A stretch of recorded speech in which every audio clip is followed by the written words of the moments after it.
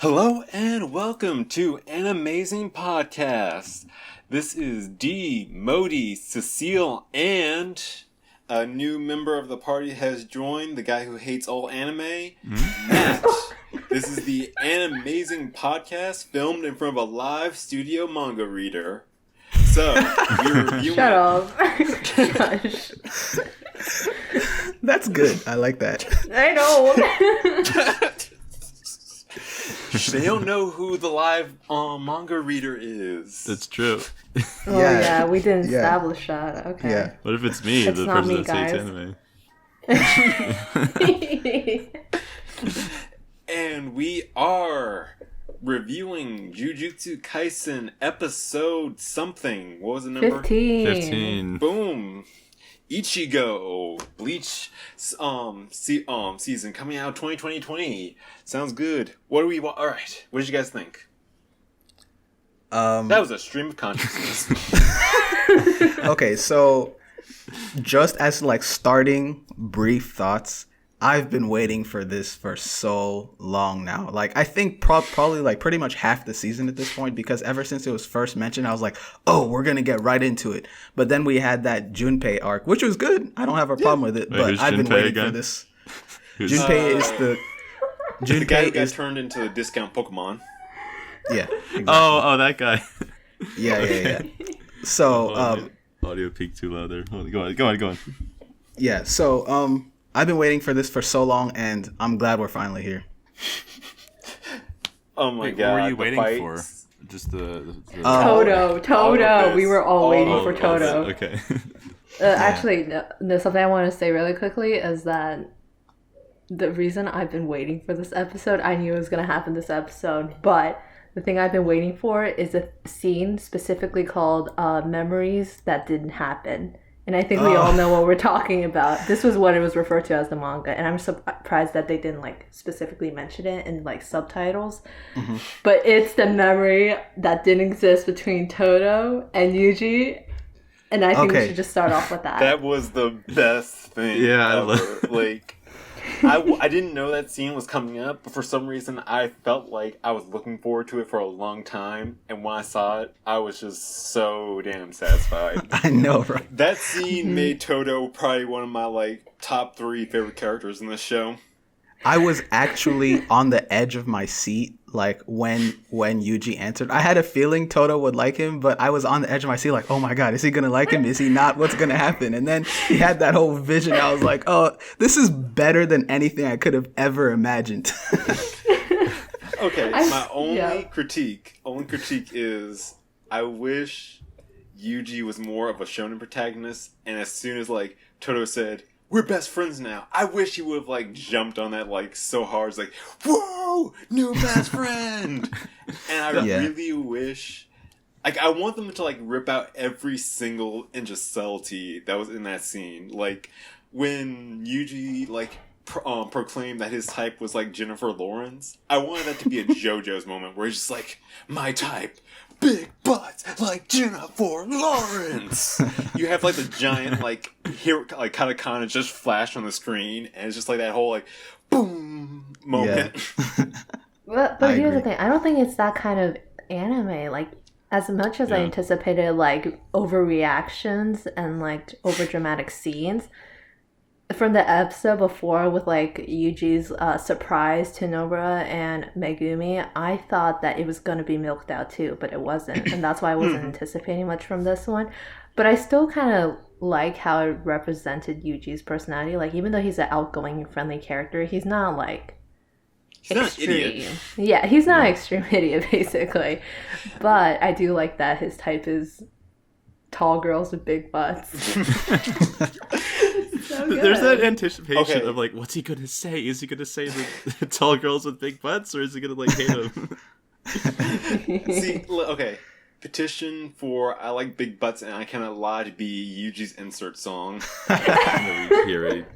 That'd be so good, actually. And you know, like, the best part about this series is it has such a subdued, like, controlled sense of humor, and for it just to go full on hog and still have that, like, this whole sequence felt over the top, blown out, but it still felt subdued. Like, it felt under control. Like, there are some animes, if they were to try to do that, it would just been blown straight out of proportion. And there are some animes that just don't even bother. They just go straight for the blown out of proportion as soon as they can. But with this, it was just like, this felt so much more over the top than this show usually does. And it does that in a way that still feels really natural to the show. One thing that the show did very well was they established this character first. Like, earlier on, I don't remember if it was before the last arc or not, but you established, like, his whole thing, and, like, how powerful he was in, like, not so much like a dramatic setting, like, where the stakes weren't as high. So then it pays off when the stakes are high and, like, he's fighting the main character now, then that comes back up. If we didn't know anything about those characters before, I think it would have been a bit more of a what the fuck moment. Yeah. But, like, here it seemed like it's like it made sense within, like, the story. So it was, like, still funny and paid off.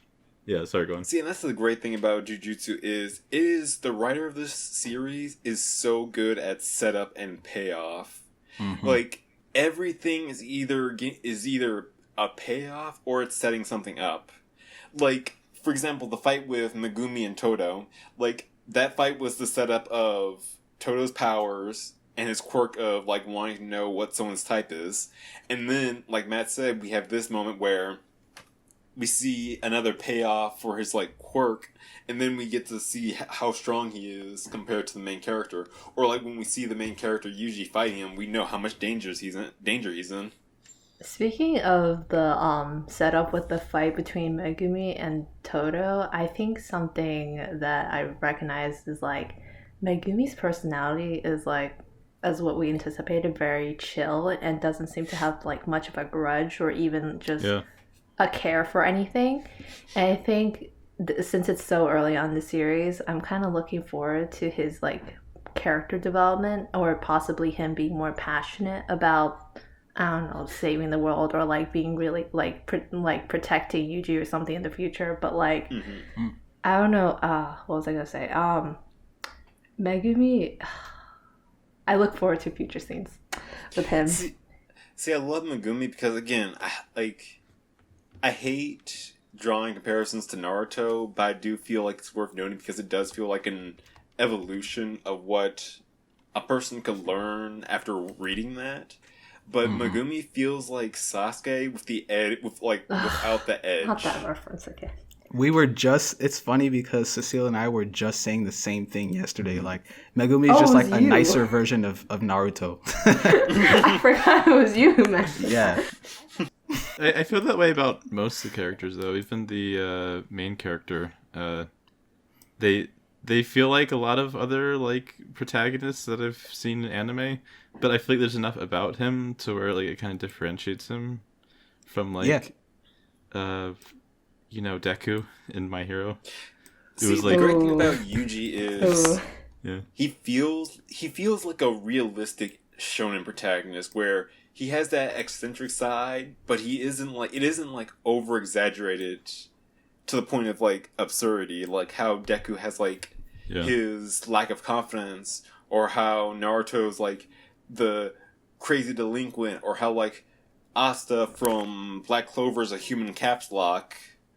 Like, it's so, like, Yuji is just, he feels like how I think a shonen protagonist would act in real life.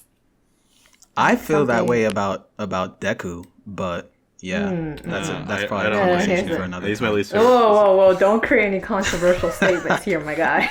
I know it's tough. We've established that you hate anime, so it's No, okay. In a serious sense, I like a lot of animes, but the like a lot of anime fall into, especially shonen, fall into the normal, like, shonen tropes. And this show isn't completely innocent, I'm gonna say. I think there's still stuff that just that bothered me about anime that are still in this, and, like, that's kind of expected, but I feel like it handles its characters a bit better than some of the other shows I've watched. Like I said, everyone, this guy hates anime. Every weekend he books a flight to Japan, goes to an animation studio, and just farts at the front door of every studio. Exactly. I go to anime cons and I just like cough on people. I cough. No. Not only does he hate anime, but he's also kind of a pervert. But yeah. We're like totally destroying your reputation, and no, that's fine. This is great. It's gonna pop up like 5 years later, and I'm gonna get canceled for this.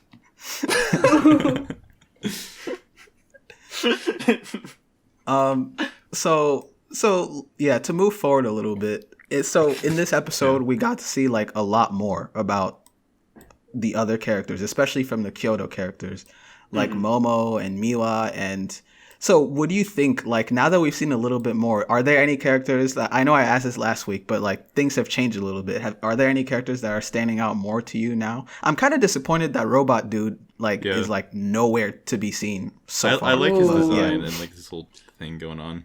Totally. Wait, you gotta wait until next 2 episodes. Sorry, I'm nerd coming here and saying you gotta wait. That's a pretty obvious prediction. I'm looking forward to it to see, and I'm sure honestly like this it's not really a tournament arc, but it's pretty much a tournament arc.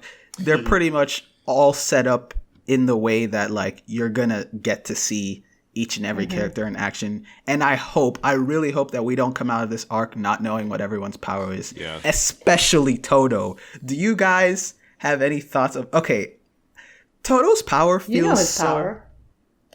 Do we? Do I? Yeah. It got foreshadowed. We know like a little... It wasn't foreshadowed. It was right there. What are you talking about? Okay, so let me... So there's a scene in it where him and... we saw it a couple times. We saw it in the opening, and we saw it in the fight where there's a moment where Yuji's about to get hit by an attack, and then all of a sudden he gets teleported to a tree, and then... Wait, so he's just naturally strong? And like the... Wait, hold on. No, did you guys not hear in the anime Yes. No. So I'm not going to say I know exactly what his power is, but based off what we have seen, I guess we can probably put it together. And so, but usually it's just that usually with a series, like I don't say I know the power until they do the thing where they like do the like exposition dump explaining what the power is. But it seems like his power is he can switch, like I'm guessing within like a certain area range, he can switch people, and maybe he can switch objects too. I'm not sure, but like that's clearly what he did in this episode when he switched Kamo, the blind dude, with Yuji when they were like attacking him. Yeah. Oh. So yeah.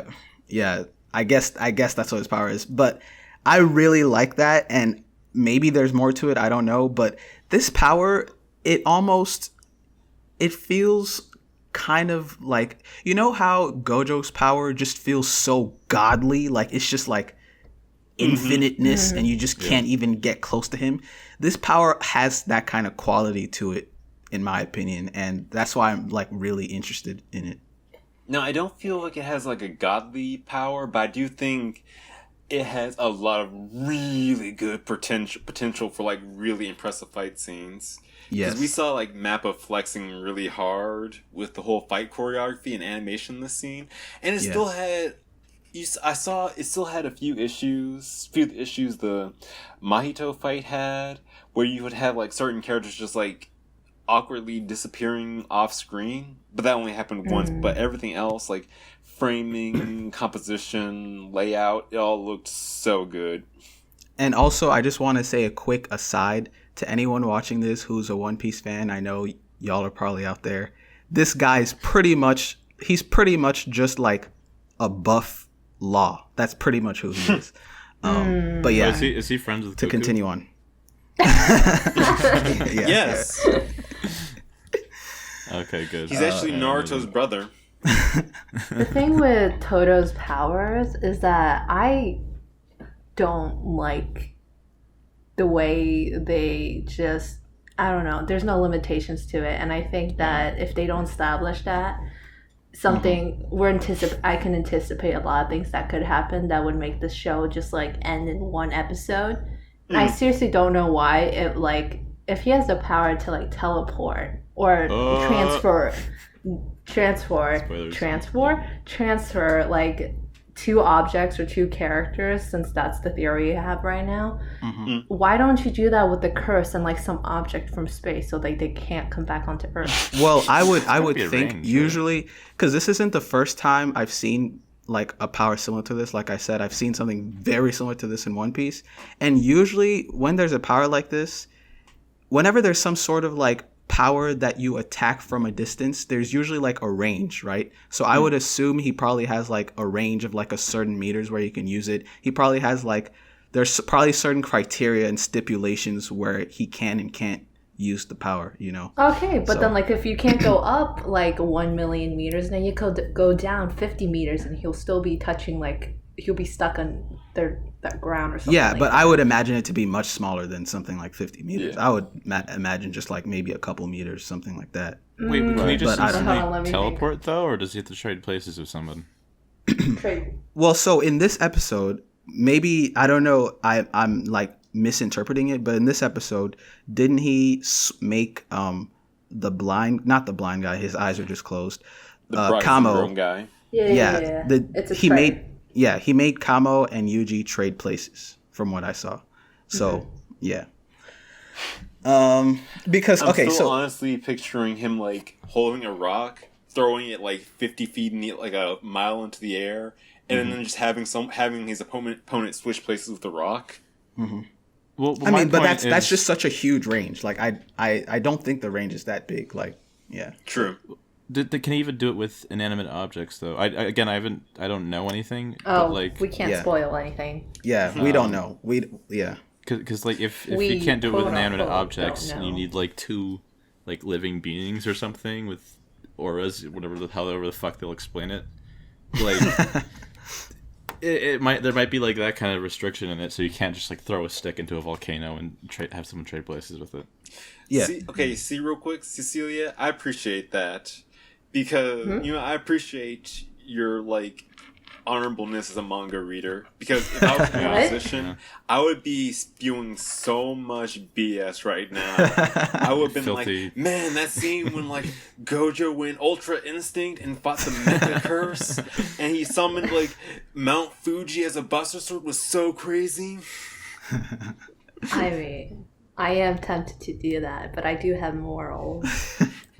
Thank you. We appreciate that. You're welcome. Oh, speaking of powers and limitations, speaking of powers and limitations, I think that, I don't know if there are limitations with Todo's powers, but because it hasn't been fully established yet from what I remember, it was with the Bonito Flakes guy. What was his name? He was the one guy I don't remember the name, huh? I forget his name too. Was he the guy? Oh, Inumaki. Oh. Inumaki? Yeah, that's his name. Okay, that guy. Also, I don't like his powers. You feel like they're too overpowered? No, I think it's too underpowered at that point with the limitation they put at hand. Because if you can...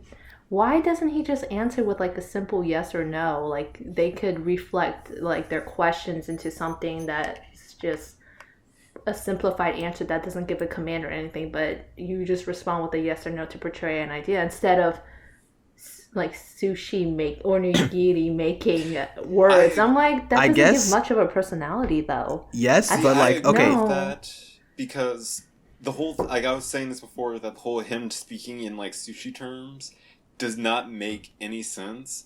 It would have made more sense if he just never talked in general and just had a cart, a Wile E. Coyote sign that he just pulls out. I completely disagree, because put yourself in the shoes of the writer. Are you really going to make a character who literally says nothing, or a character who literally only says yes or no? If he's going to be a character who can't really talk that much, let it at least be a funny gag, he's just saying different types of fish. Okay, but why sushi? It got really annoying after a while, at least to me. I wanted to like his character, but they would say something and he'd just be salmon.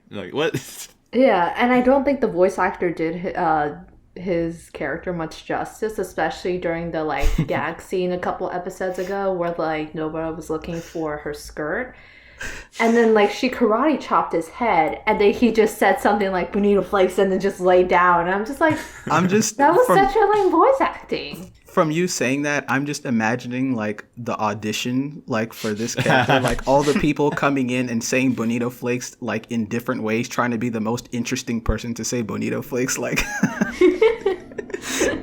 wait, so what would be the problem of him saying like "I'm sick of this shit"? Like, what would the problem like? I don't know if I understood it correctly, but what would the problem of him just saying that if he's not giving a command? I feel like if he said "I'm sick of this shit," his power would have like erased said shit. And well, no, here's the thing. It's not like a command, like, right? No, here's the thing. The like thing that like his voice is the one that gives the actions, and so if he says that, there's no like soul in his power to misinterpret it, and so whatever he says, he interprets it in his own way, and then his power is taking it to like whatever action he does. But if he says it like I don't care about this or something like that, then there's no way you can misinterpret it into something that's like that can hurt him or hurt another person. How about just saying yes to answer questions when people are like, "Hey, did you go to the store yesterday?" He's like, "Yes." Bonito flakes. Bonito flakes. It's like, oh, that does not help. What if that's what he was going to the store to get, though? Yeah, he just holds up a bag of bonito flakes. That's true. Okay, I would forgive every single inch of these flaws or holes if the writer establishes later on that he hates sushi. No. Like he's like a reverse vegan. Also, how did guns work in this? I remember early on when they first fought the I don't remember anybody's name. The big guy and the lady's sister. You know what I'm talking about? Mm-hmm. Maki and Toudou. She has guns, and then when it cuts back to her, like her fight, like what's the female protagonist? I don't remember anybody's names. Yeah, she was just like beat up. She? Female protagonist? Nobara? What? Yeah, her. Hair color. Yeah, orange with short hair. Orange short hair girl. Mm-hmm. Yeah, Nobara. She was just like beat up. How did the guns work? Oh my god, guns. Okay, I have a problem with the guns in this. I have a problem with my son. Okay, the younger sister's name is my son, and I have such a big issue with her. I really dislike her. First of all, because her background story is just BS. I don't like her, and her tension with Maki makes me upset because I really like Maki. But my biggest issue is when she was shooting the gun at Yuji, like when Yuji was like fighting with Toudou at first.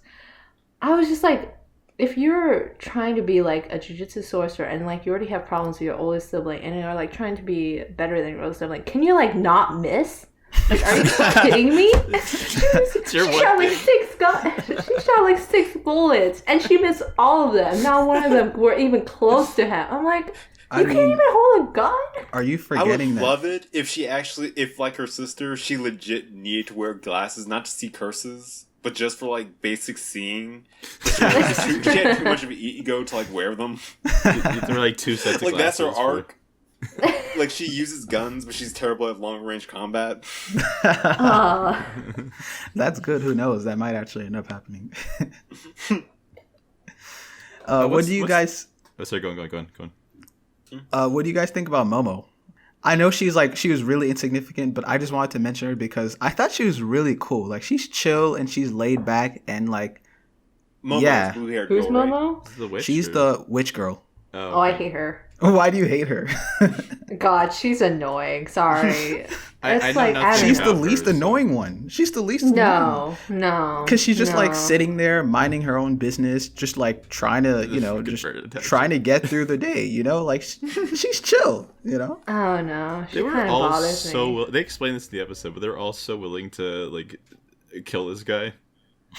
Except for Miwa. Miwa-san, yeah. So maybe then I was like, also, guys, Miwa. can we like, no, we're doing it. Like, okay. Blue hair. Miwa is the blue hair girl.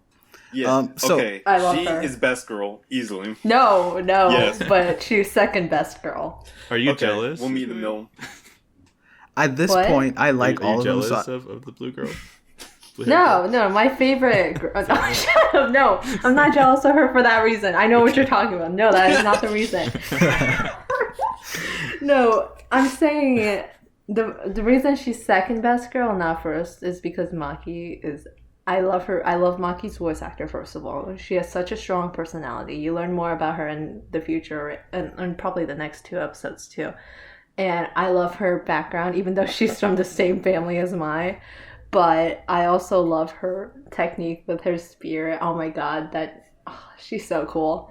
But Miwa-san, she definitely got up my list over this episode because I love the way that she said that she wanted to be upgraded, not upgraded, but like needed a reference to be like a next level Jujutsu sorcerer.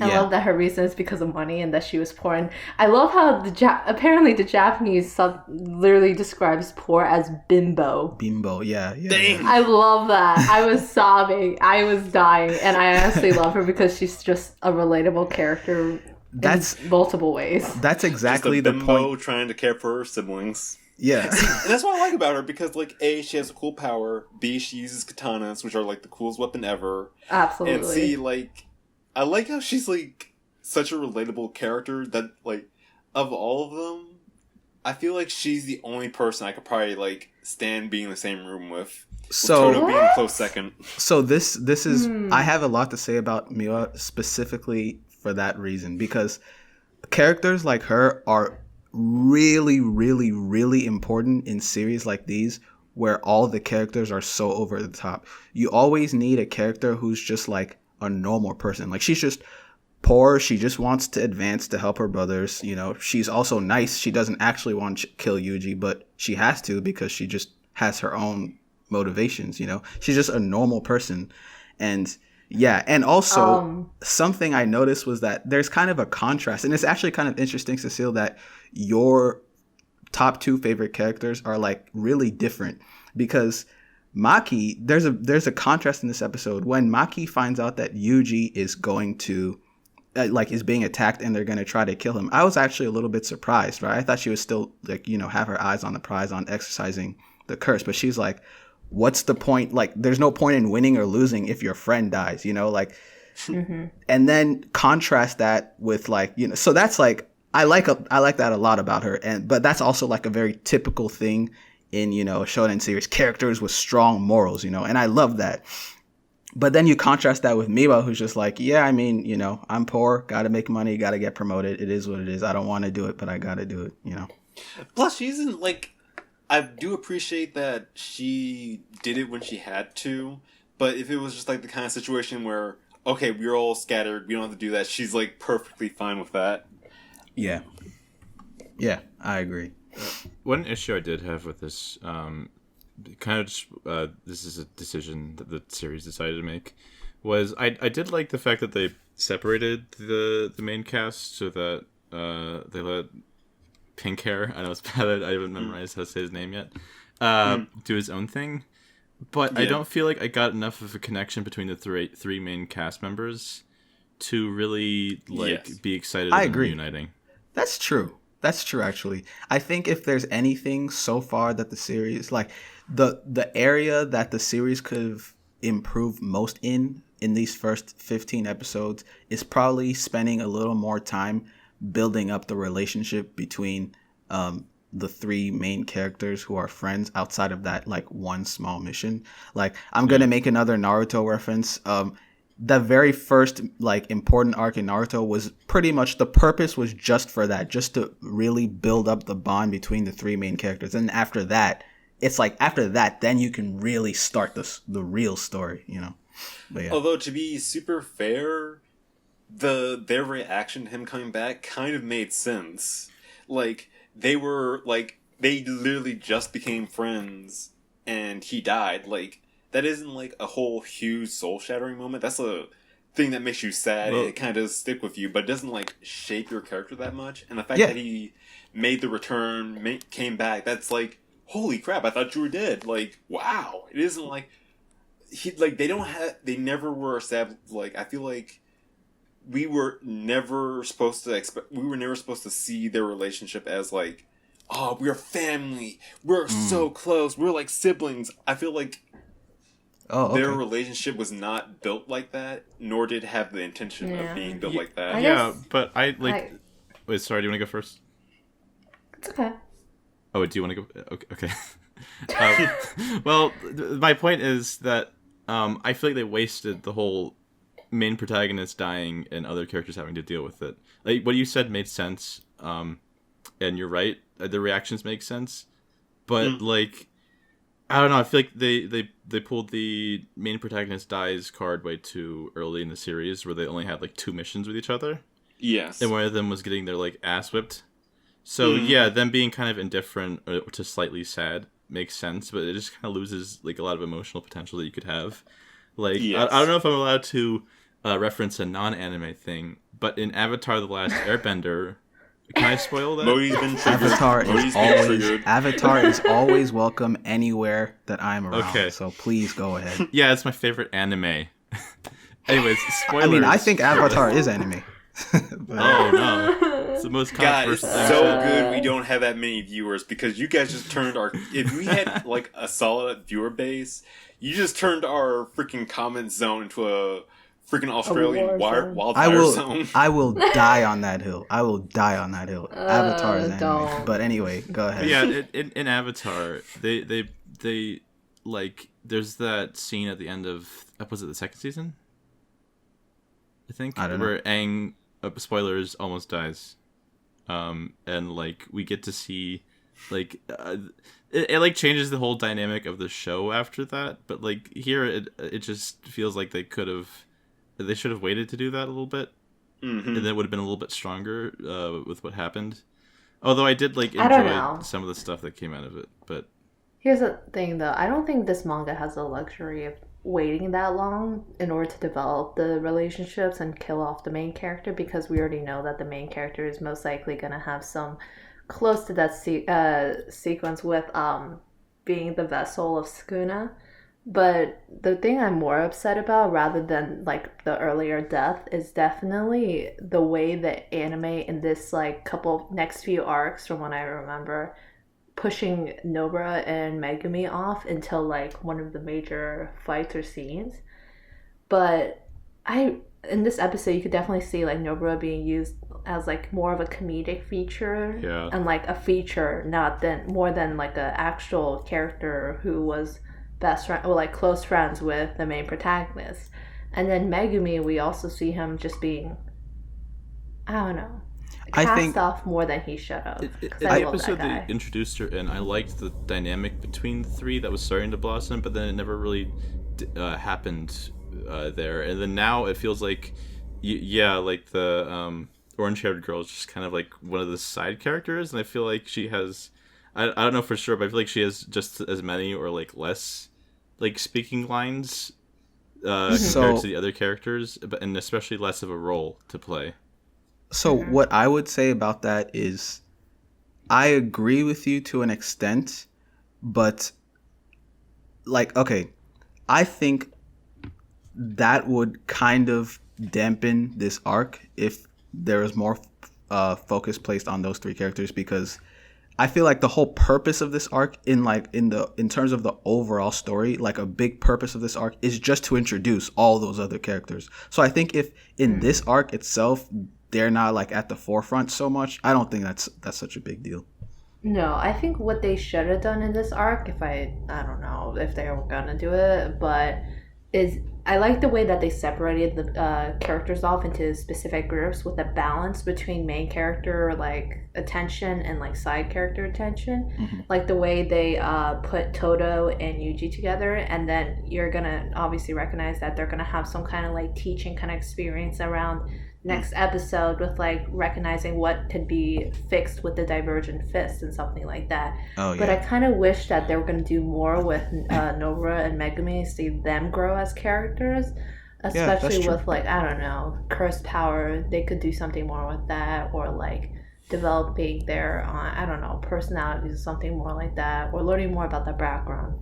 But they were barely present in the last arc. Like that's another, like they were it was mostly focusing on that story, and that's fine. But then to go from like focusing on one character that arc and then not like really giving them service in this one too. It just feels like they're starting to get like lost with the all the other characters going on. Yeah, I guess that kind of makes sense though. But like, here's the thing: imagine like a friend group of 3 or 4. I guess like this people, like our podcast. But like, I don't know how. I haven't known you guys for a while. But like, if I was the one to like get cut off from my friend group and I somehow like disappear and you think I'm dead for like a month or so and I come back, you're gonna be like, huh? You're gonna be so disappointed, yeah. Disappointed. I didn't mean that, but okay. Heck, I would just give you a good pat on the back and said like, congrats on not dying. You survived, yeah. Good job. You're alive. So I guess in the sense this anime, the way they took that kind of like, I guess, situation kind of relatively makes sense in our context. Yeah. Mm-hmm. Now, honestly, one thing I was thinking about this show is like, and it kind of made me realize something I'm not like. I kind of wish we saw more in other anime. Is that, and we don't see it in this, but I feel the thing that kind of always drives me crazy is we have a lot of characters in this show, but it still focuses on the main character. I would love to see an anime sort of like have like their starting character, but then go on to like give other characters their own like arc and stuff. So like, you mean Haikyuu? Sorry, I love that anime. Yeah, Haikyuu is actually literally that anime. Yeah, that's true. Okay, my website. I wouldn't read it, but Please there aren't any explosions. There's explosions of volleyball. There's a type of explosion actually. If you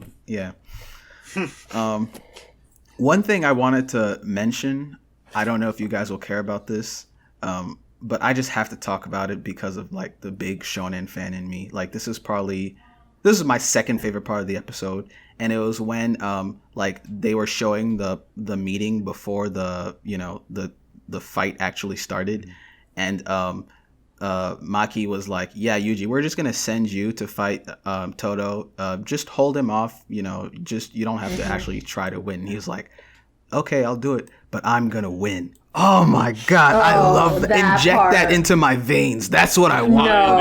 That's what I want. Like that. I'm gonna win. No. Yes, you will. I disagree with that. Yes, you will, Yuji. Yes, you will. No. Okay, so my problem with that has been officially invalidated. No, I agree. I think it would have been weird. No, here's the thing. Modi, looks like we're the only 2 hosts now. Yeah, I guess so. Great knowing you guys. I guess me and Matt are the most controversial people in this group.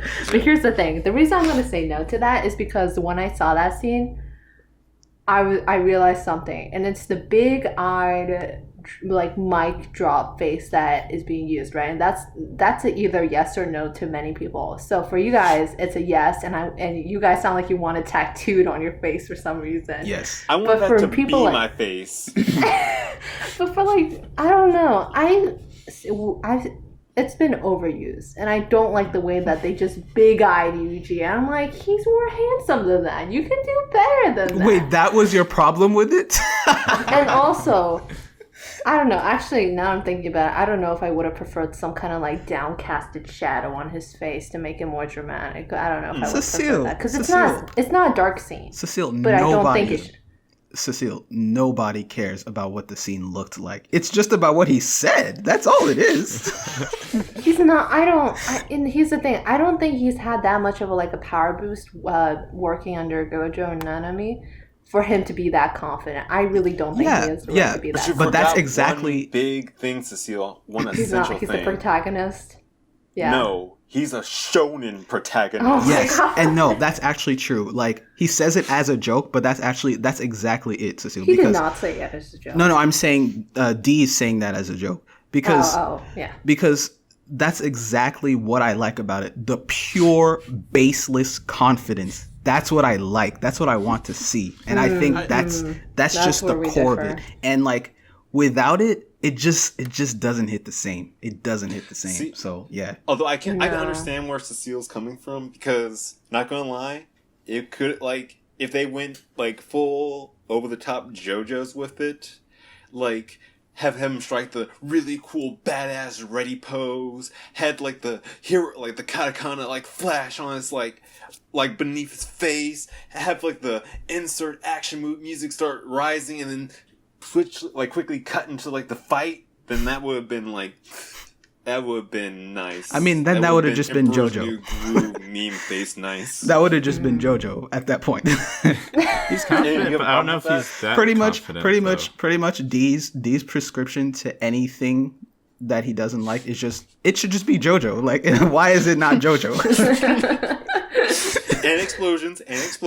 If it already has explosions and it isn't right yet, add more JoJos. Yeah. Oh my god. JoJo and explosions. There we go.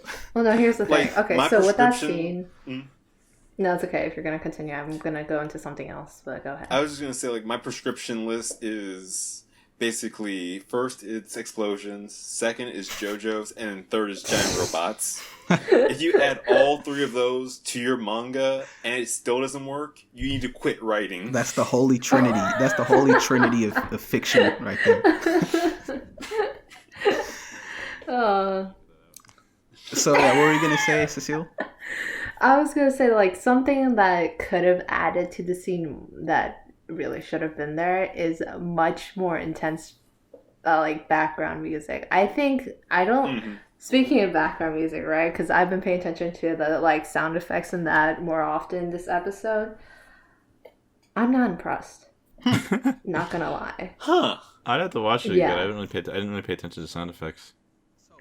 So I will say the fights music between Toudou and Yuji, pink-haired guy, and like Matt lingo. Yeah. But I felt like the background music for that was pretty good. But I do agree with you, Cecile, that the background music hasn't really grabbed me that much. Like, I guess it's doing its job where it's there, but you don't notice it. But you have a lot of other, like, anime, like My Hero, Demon Slayers, and even Naruto, where, like, you hear the background music. You're jamming to the background music. That's a good point. Yeah. That's a good point. JoJo's.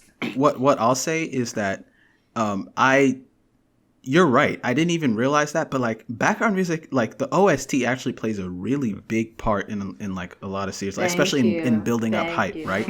And I only just realized that it hasn't done much in this anime that much, except I only noticed the background music for the first time this episode at the same part D was talking about when it was Yuji, pink-haired guy, versus Toudou, and like it was weird. It was interesting, and I don't think it was like hype or anything, but it was interesting enough to actually make me notice. So I guess, points for that. Okay, so with like when I came in thinking about like the background music to the whole soundtrack of the episode,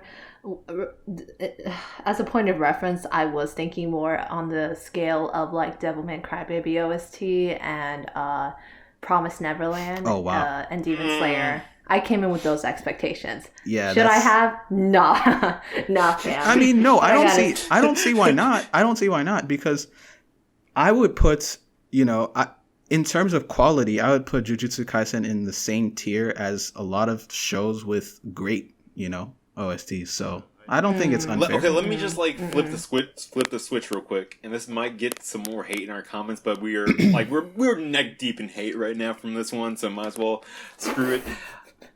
Sword Art Online had a really great don't mention Sword OST. Art Online. What? Sorry, could you say that? Sword Art Online had. Yes. Shut up. No, I don't want to hear it. else. No, I don't want to hear it. You can say whatever. I don't want to hear it. You can say whatever you want about Sword Art Online, but you can't deny it. It has good music. No, the only thing I will acknowledge for Sword Art Online is that some of the openings are pretty good. I don't remember which ones. I don't remember the names. But their OST. No, I completely disagree. Okay, you know what? In the cathartic spirit of bashing Sword Art Online, I'm going to change my opinion, because when I said music, I tried to think of any good songs from Sword Art Online, and my mind just went straight to the Lisa track. Crossing Field, yeah. Okay. I'm also going to be honest. same. But also, that song is so good that it doesn't matter. Like, just based off that song, I will say that all of Sword Art Online has immaculate music, just based off that song. So, oh my god. Yeah. That is the power of Lisa. Yeah, that is the power of Lisa. Lisa is Bow such down. a good artist. Bow down. Okay, Yeah. I'm gonna say some very controversial things too, since we're all doing that. Oh my god. And I haven't pissed off enough people today. I think this show is better than My Hero so far. I agree. I don't think people here I- are going to disagree with that, I except agree. for me. Are they gonna, okay? I think it's better than Promised Neverland. I disagree. disagree. Whoa there. I Oh my disagree god. there, too. Whoa. Hot take. Whoa. So Hot far, take. so far. Whoa. Hot take. The writing in Promised Neverland is garbage, and fight me on that. Whoa. Whoa. Oh, okay. my No, God. no. Okay. Matt, where do you live? I want to smack you in the head. I'm mostly so the sorry. characters, though. The character writing in fucking this show is much better than Promised Neverland. No. Okay, I just... Okay, No. okay. No. Matt, I you. think Promise. I would say. I can't attest to that because I want to say they're on the same tier, but I'm a monkey brain shonen fan, so like. No. At least you're My, self-aware. it doesn't take like that smart of a writing to really like blow my mind. Where Promised Neverland is something I would probably never watch if the writing wasn't as good as it is. Yeah. I'll also say that I think this first season of Jujutsu is better than the first season of Promised Neverland. I've only seen the But first I season of will Promised also Neverland. I'll No. say that. I haven't seen the second season. That disclaimer. I've only seen the first season. Yes, that's fair. But I will also say, Promised Neverland got a much bigger emotional reaction from me than Jujutsu Kaisen. But I will also I was say- laughing at Promised Here, oh Neverland. my God. I I was have... laughing Okay. at it. Oh, I have such a... Oh my god. I want to. Norman have is such a fucking wet blanket. I don't know. What you... I have an idea. Don't you I have an dare. idea. Don't you dare! Okay, I have. All right, go ahead.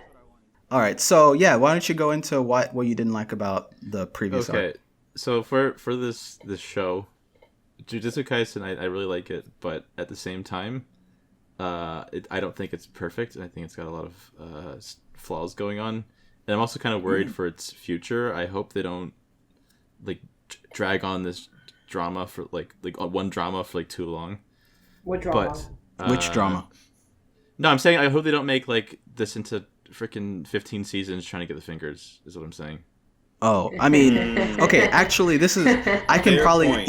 even without having read the manga, I can probably answer that question for you. So, what's your threshold? Like, how many episodes would you say is too much for Jujutsu Kaisen it's overall? more about like there's stuff in it that I like, but if you take what I like and you add too much of it, you're eventually gonna get tired of it. And I feel like this is a show if they drag it on for like too long, I'm gonna start getting tired of it. Oh, okay. I see what you're saying. Wait, Modi, do you think they are gonna or are they not? They are gonna what? Like drag the show on? No, I even said that last episode. I think this series, this is one of those series that's very clearly set up with an end in mind, and I think that's how it's going to be. Like, and I don't think the dragging out of. Okay, this is not a spoiler at all, but all I will say is that I'm on Twitter a lot, and I've seen a lot of hype from the manga readers about like a Shibuya arc that just ended, and it seemed like a really huge arc and a really hype arc. And it seems like the type of Cecile's just like dying. It seems like the type of arc that is not like that's very pivotal in the series, and that gives me the idea that it's not one of those series that's gonna go on and on and on and on forever. Okay, well I pray to God it's not like that. Because even Yeah. the last starting out the show, I think the show started out really really strong. I'm not saying it's declining. I'm saying for me the last arc was kind of got into slumps where I was like, okay, But also- this is starting to get like tedious. Just to get your expectations right, though, Matt. This is the very beginning of the series. So like, Oh, okay, yeah. there's that's probably at least going to be 100 episodes easily. Like, I would not be surprised. So yeah. I should mention this, and this is just to keep Matt going for this show and to give him a little hope in this world. It has already been mentioned in the first episode of the second part to this season that the Curse's plan is to offer the fingers, all the fingers they have to Sukuna's vessel. So technically, theoretically, they have collected all the fingers actually. So I don't think it's gonna be dragged out either. So, but I can say that because it's already been established. As long as it stays enough on goal, because I think this show I do like how they compare this to My Hero. I do like it better how they handle the villains and stuff like that. And I feel like they're a bit more focused, and the stakes usually seem to be higher. Even in the tournament, the stakes are they're trying to kill him. But anyways, one of the things I have a problem with is I really like the battles, especially the earlier battles. To me, in the last arc, a lot of the battles were starting to bore the fuck out of me. Really? Because they'd be doing an intense action scene, and then it was hold on, do you remember this thing that happened 2 minutes ago? Also, we have to throw in 50 other flashbacks, and then by the time you'll have them fighting, take a 7-minute break, and then go back to fighting. I know I'm exaggerating. That's the beauty of it, though. That's the beauty of it. It was ruining. I would find it boring if it didn't do that. There was this Matt. Scene. Yeah. You would hate Naruto. Oh, I'm because sure I every would. single thing you complain about, imagine a scene, a random scene getting flashbacked 8 times in a row each fight.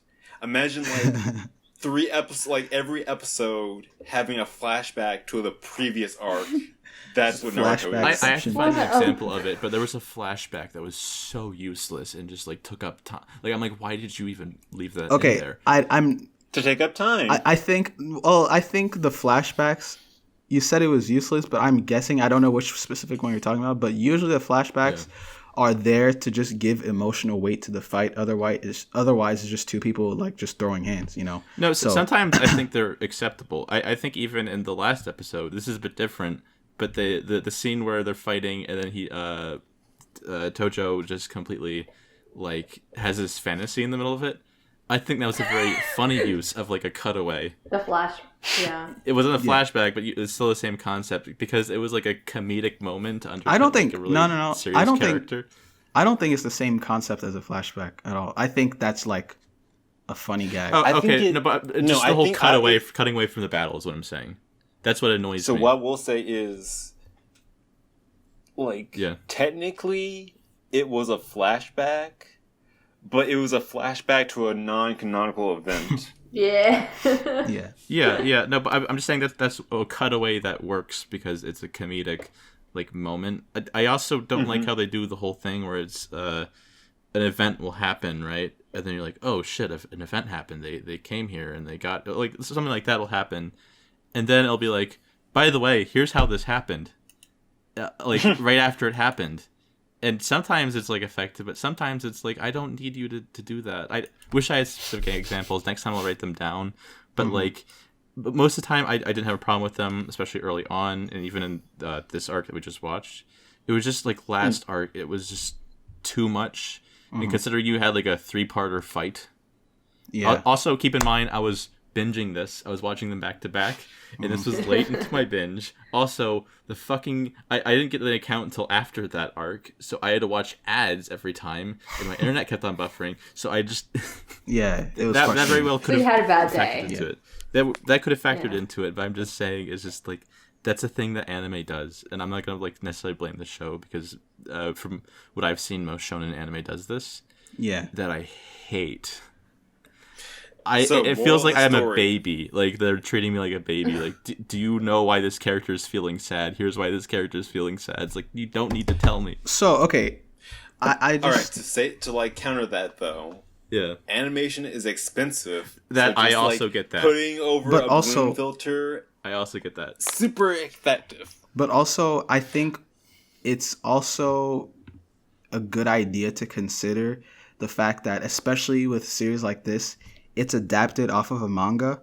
And I think the reason a lot of manga use that device is because you don't have many ways of showing what a character is thinking or feeling that well in a simple stories that's really, at the end of the day, targeted towards teenagers in like a comic format. So when you adapt that to anime, sure, maybe they could try to do something with it, but yeah, it is what it is, I guess. But I like it at the end of the day anyway. Sorry, go on. I've interrupted. Go on.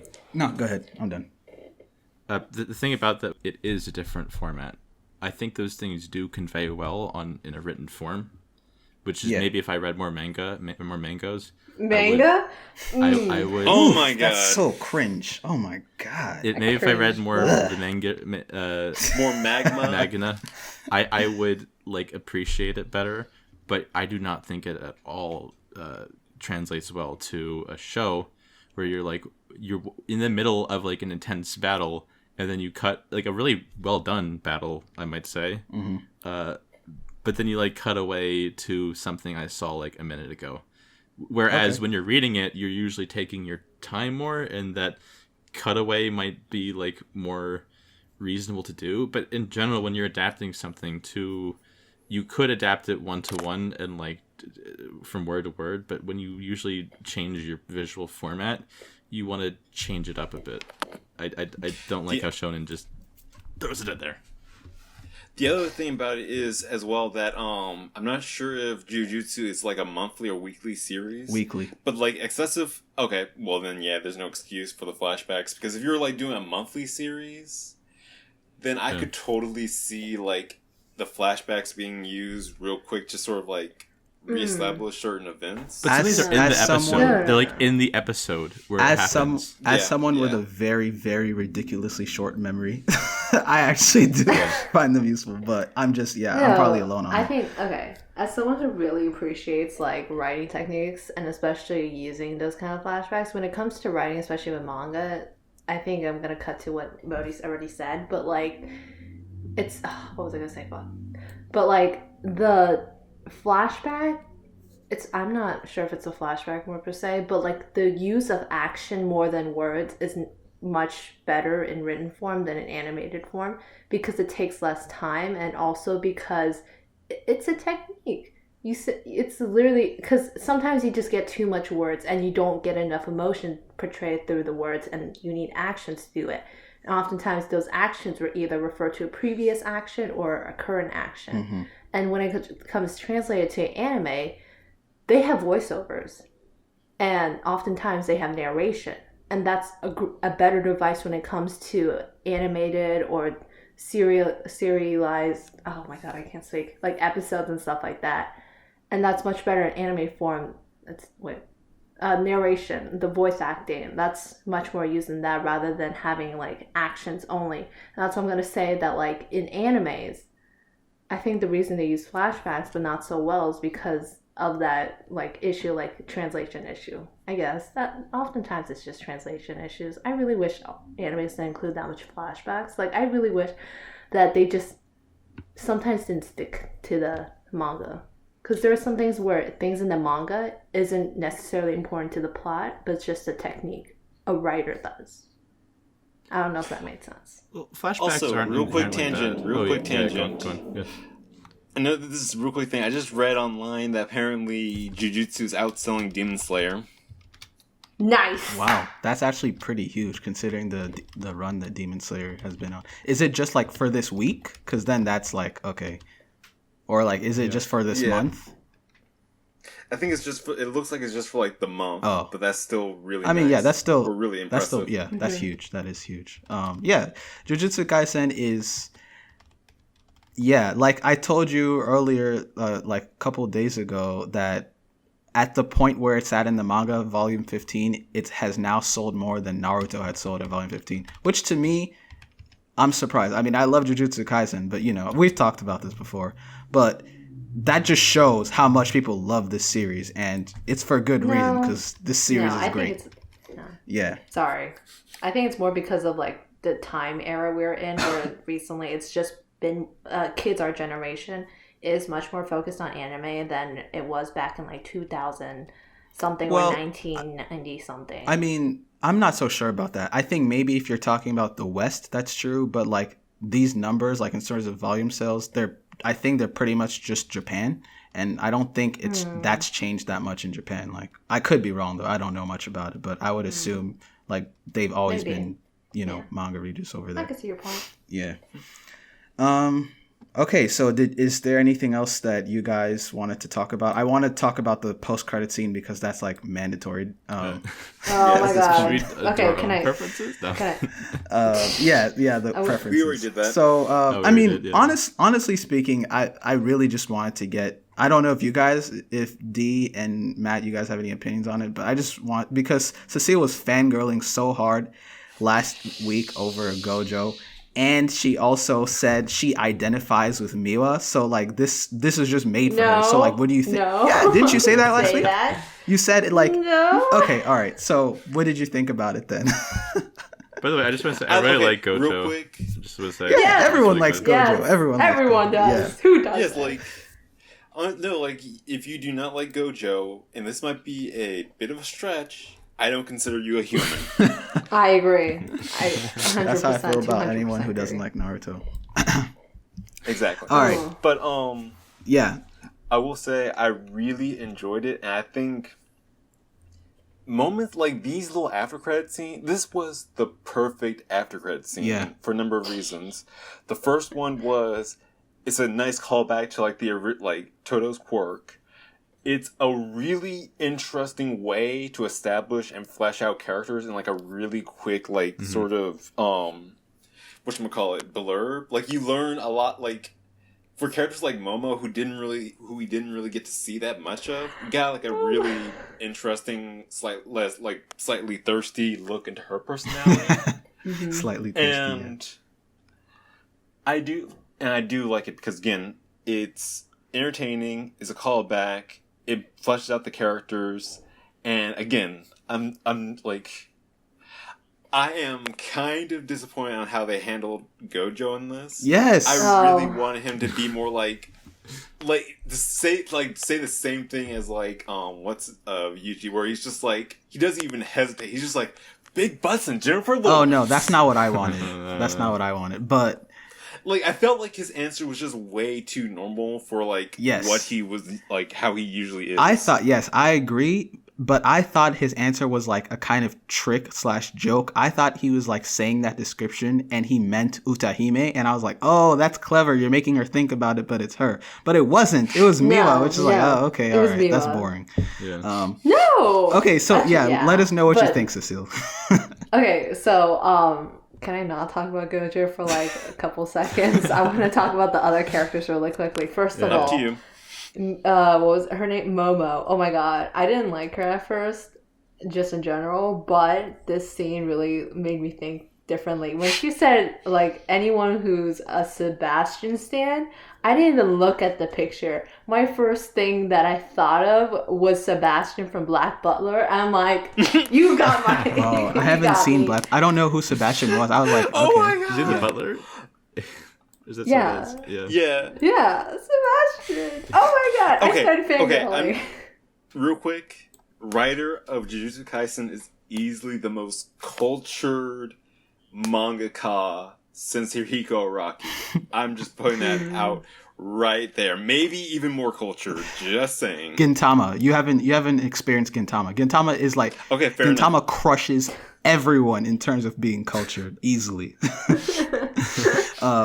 But yeah, I don't even know who Sebastian is. I've never seen Black Butler, so I was like, oh, okay. I don't think it was a reference to Black Butler though, because it wasn't. It was actually it was probably a male idol or something like that. It showed she had a picture on her phone of a guy with like muscles and stuff like that. Oh, I didn't see that. I'm like, okay, never mind. You're not as cool as your friend. Well,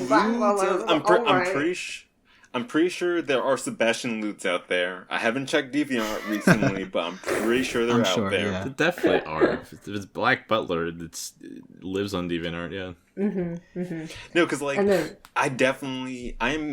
100%. I 100% agree with Cecile that this was a Black Butler reference because he references so many other anime and films. It has to be that. Yeah, maybe. There's a picture of so. Wait, I haven't picked up. I know I'm kind of derailing it a little bit, but I haven't picked up on the references he's made. Like, what else has he referenced to besides Jennifer Lawrence? Bankai. So he did. when they were first talking about curse energy, he referenced Kamehameha, spirit bombs, spirit guns, Rasengans. Okay. The film he was watching when he was like training to use curse energy was a parody of Lord of the Rings. Oh. And the movie Junpei was watching was a parody of Human Centipede. Oh, wow. Oh, you're right. I saw that stuff and I was like, they fully animated that scene from Lord of the Rings. Wow. Okay. Yeah, I didn't even realize that. You're not dealing with the average anime nerd anymore. All right. Yeah. So continue on, Cecile. Novara's UBSSD, ugly something. I love her. I'm not worthy of Novara, but I love her though. I love her.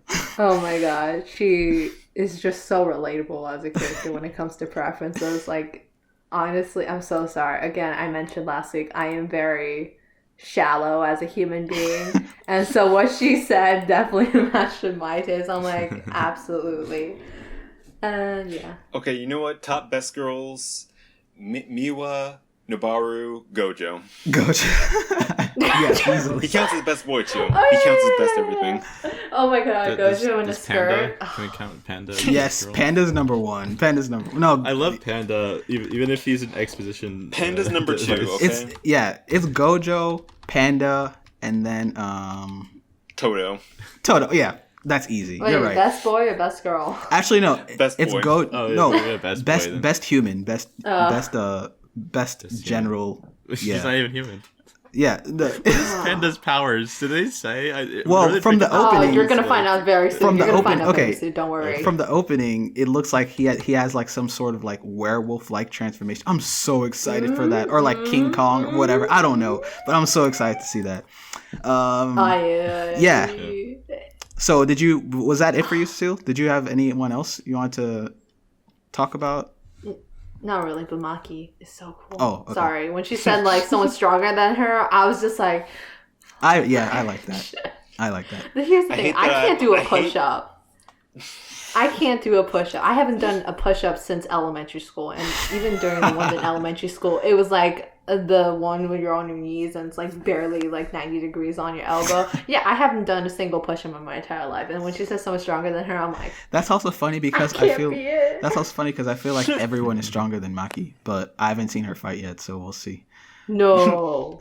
Wait till, oh my god, I really wish she was more of a major character, but even her as is just like so cool, and I look up to her. I respect her so much. If she was a real life person, I don't know what I would do. I would panic in front of her.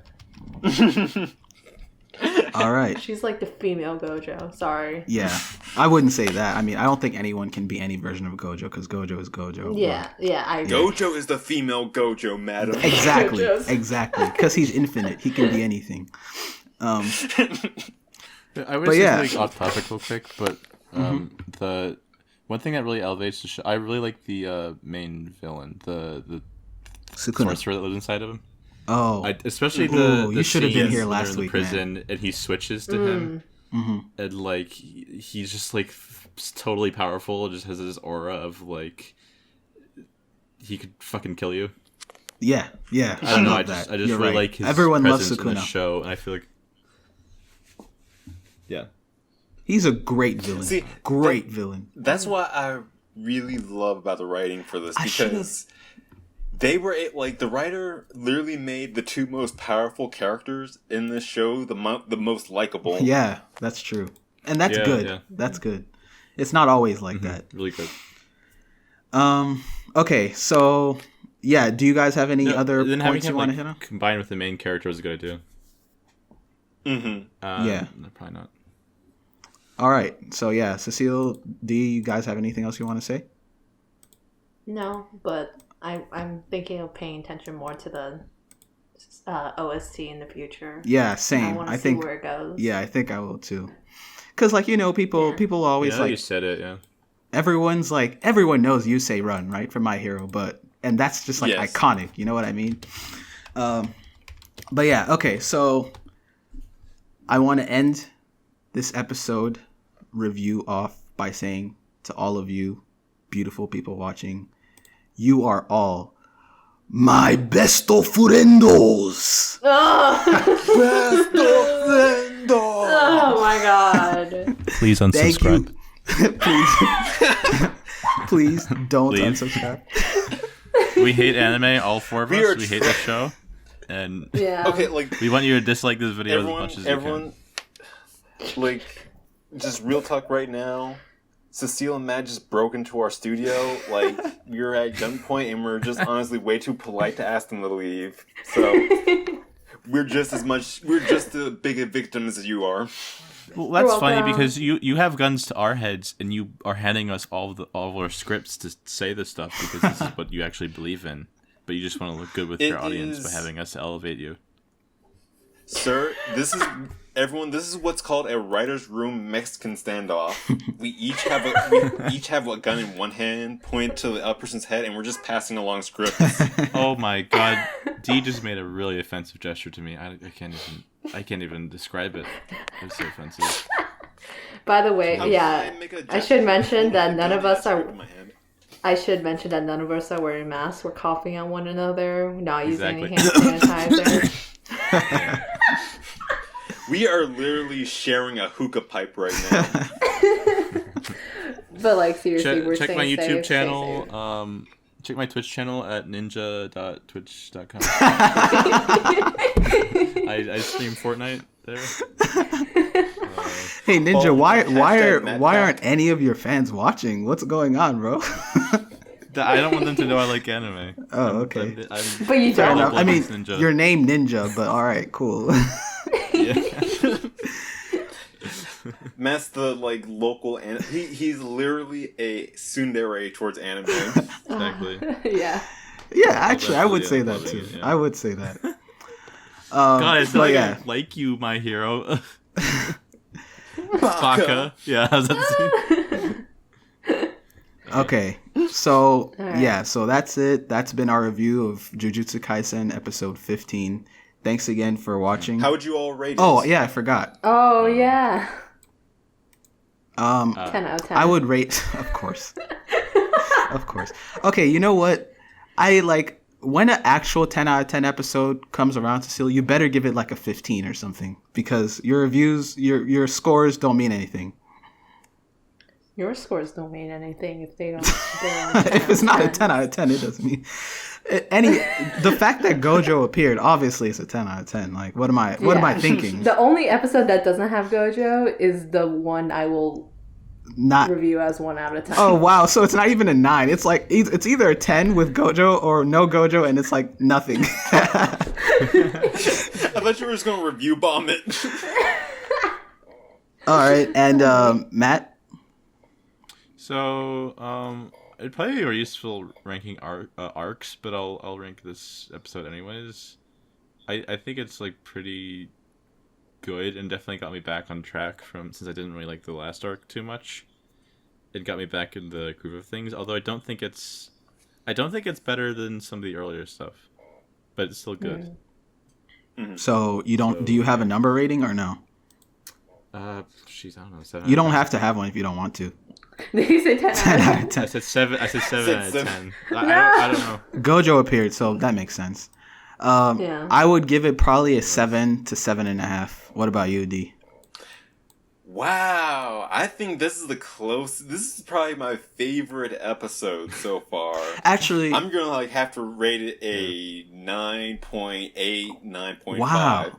If the fight scene was a little bit more explosive and we got a tad bit more Sakuga in it, I would rank this a 10. Explosion. I would actually say 7.5, and if the fight scene was better, it would probably easily be an 8. I think Toudou carried the episode, and Yeah, definitely. Yeah. See, the reason I ranked it 10 because it has all the things I love about anime. Great fight scene, very fun character interactions, and the story kept moving. So really liked all of it. I want to say that for D, I think that you should stay at 9.8, and then the episode Panda comes in and you learn about his power, you're gonna give it a 10. Oh my god. That's my future assumption. I cannot wait for that. Wow. Yeah. Yeah, because I don't think I have either. high I don't think either of us has given a 10 yet in these past 15 episodes. Yeah. So that should be Yeah, interesting. I don't think. And in the past 2 episodes, I just And you just come in and you away. just toss out 10s like it's nothing. This show doesn't It's seem all like a good. 10 out of 10 show to me. It's really good, but again, I wouldn't put it as a 10. Yeah, I mean, like I've seen, you. so like to me, I've seen Hunter x Hunter, right? So, and I've seen Attack on Titan, so I don't give out 10s that easily, you know, like Like a Breaking Bad Yeah. would maybe you be a gotta, 10. But yeah, this is not Breaking Bad, Breaking you Bad? gotta really, you gotta really, Yeah. The world's like #1 anime, Exactly. Breaking Bad. yeah. Even like I think I'd probably Death Note and stuff like that. One Punch Man, I probably like better than this show, even though it's still like a really good show. Mm-hmm. But That's interesting. Okay, all right, so yeah, so thank you for watching, everyone. It's been our review wait, of episode. Cecilia didn't give your review. I did. She said You 10. did? 10 out of 10. Oh, is that really just give you a 10 out of 10? No, I gave Maybe. For Cecile. I gave a 7.5. He gave No, D no, gave no. it- I'm talking about Cecile. Yeah. Are you gonna give everything a 10 out of 10? Maybe. Okay, that's fair. Depends on how much Gojo. I mean, Yeah. okay. Yeah. Oh, I get what's going on here. Matt Yeah. actually underestimates how much Cecile loves Gojo. She's dead serious, Matt. Like, she actually does think it's a 10 out of 10 because Gojo's here. Like, Oh, no, you have it wrong. Here's the thing. You have it wrong. Here's the thing. No, I think you're overestimating my love for Gojo. My favorite anime character is not Gojo. Wait, who is even it? just male. Who's your favorite anime character? I don't know. Okay, you must really like him then. I don't know. No, I think it's either Orikawa or I don't know. Orikawa's pretty high up there. I don't know Or any of these Hatsune. names. That's a high but Q okay. character. Yeah, you wouldn't know. Yeah. It's alright, you anime tsundere, if you watch Haikyuu. You could be a proper Okay. So this is Damn it, where Cecile, speak the king's English. this is where we end the episode. Actually, Yeah. thank you everyone for watching for the 3rd time. Episode 15, Thank you. Jujutsu Bye, go Kaisen. away. Have a good one, best of friendo. Yes. Stay safe. Have a great week. Be safe. Bye. All that, and see you next week for episode 16. Bye.